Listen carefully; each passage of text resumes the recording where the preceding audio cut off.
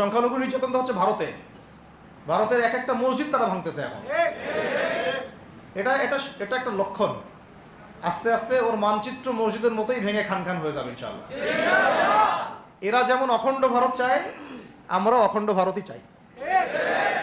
আমরা চাই অখণ্ড ভারত হবে কালিমা লা ইলাহা ইল্লাল্লাহ মুহাম্মাদুর রাসূলুল্লাহ। আপনারা তো মনে করেন যে ভারত আমাদেরকে ঘিরে রাখছে, তাই না? আসলে ভারতকে আমরা ঘিরে রাখছি। এই দিক থেকে আমরা, এই দিক থেকে চায়না, এখান থেকে নেপাল, এখান থেকে ভুটান, এখান থেকে মায়ানমার, এখান থেকে পাকিস্তান, আর তার চেয়ে বাপ আছে আফগানিস্তান। আমরা যদি ইনশাআল্লাহু আজ্জা ওয়া জাল যদি আমরা এটাকে মদিনা রাষ্ট্র বানাতে পারি, এই বাংলাদেশকে যদি আমরা একটা মদিনা রাষ্ট্র বানাতে পারি, ইনশাআল্লাহ কালকে গাজওয়াতুল হিন্দ হবে ইনশাআল্লাহ। ওটার জন্য রেডি আমরা ইনশাআল্লাহ। আমাদের কাজ, এক নম্বর কাজ হচ্ছে এখন পরিবর্তিত বাংলাদেশে কোনো